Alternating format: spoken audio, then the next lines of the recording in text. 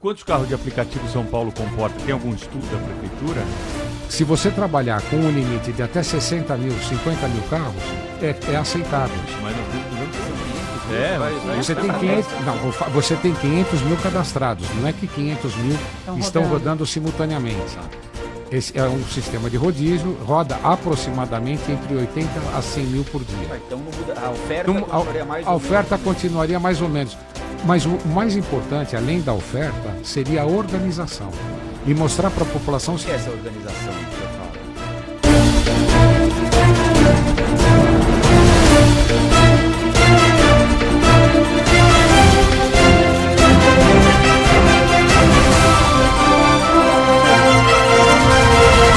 O vice-presidente da Câmara Municipal de São Paulo, o vereador Milton Leite, esteve aqui no Bastidores do Poder da Rádio Bandeirantes para conversar conosco e falou exatamente sobre esse tema que tem sido mencionado aqui, que é a questão do transporte de aplicativo na cidade de São Paulo.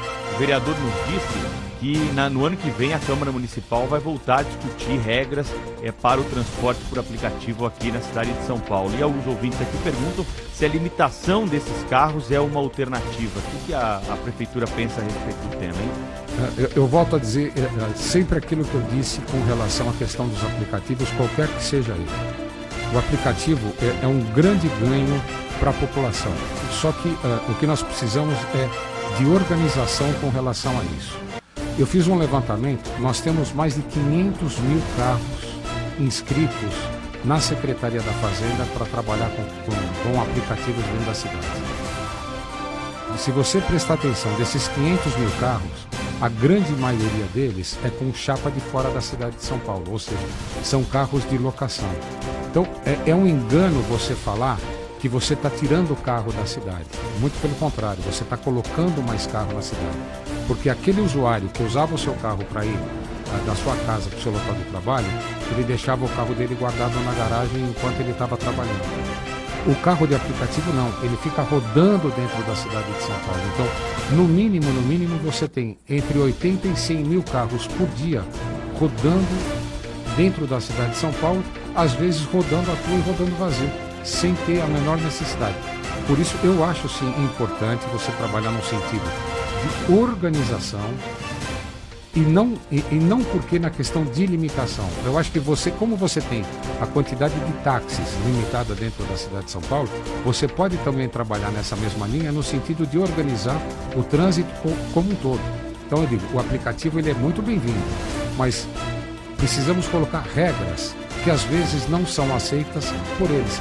Por exemplo, nós colocamos dentro da portaria a obrigatoriedade de fazer a vistoria nos carros, como é feito no táxi, para dar segurança para o cidadão. Quantos carros de aplicativo São Paulo comporta? Tem algum estudo da Prefeitura? Se você trabalhar com um limite de até 60 mil, 50 mil carros, é aceitável. Mas nós temos que fazer Você tem 500 mil cadastrados, não é que 500 mil estão rodando simultaneamente. Esse é um sistema de rodízio, roda aproximadamente entre 80 a 100 mil por dia. Então não muda, a oferta continuaria mais ou menos. A oferta continuaria mais ou menos. Mas o mais importante, além da oferta, seria a organização. E mostrar para a população... O que é essa organização? Hoje você tem um aplicativo que ele é soberano. Ele não aceita, exatamente, ele não aceita nada daquilo que a prefeitura determina. Por exemplo, eu estava falando com relação à segurança do usuário. Hoje você pega um carro de aplicativo, você não sabe se esse carro está com pneu careca, que condições de freio ele está, que condições de motor ele está, se esse motorista ele está habilitado para o transporte de passageiro, porque pela lei ele é obrigado a ser um motorista habilitado para transporte de passageiro. Então, existem algumas regras de segurança para o usuário que não são cumpridas. Mas elas não são cumpridas não porque a prefeitura não quer, porque assim a justiça determina. A justiça dá ganho de causa para esses aplicativos nessas questões, o que é uma pena, porque nós estamos trabalhando contra essa segurança.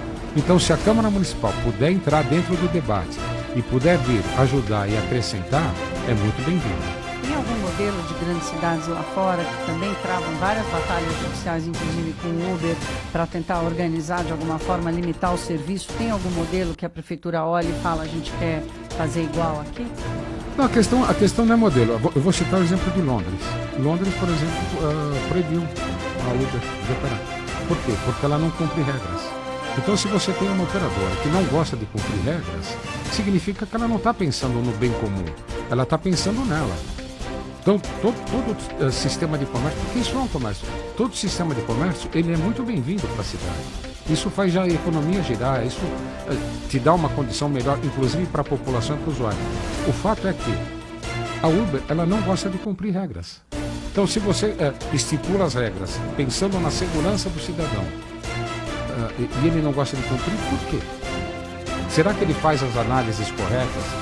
Veja o exemplo da 99, daquele motorista que espancou a produtora. Qual era a ficha criminal desse motorista? Esse estudo a prefeitura não pode ter porque a justiça barrou. Eu acho isso um absurdo.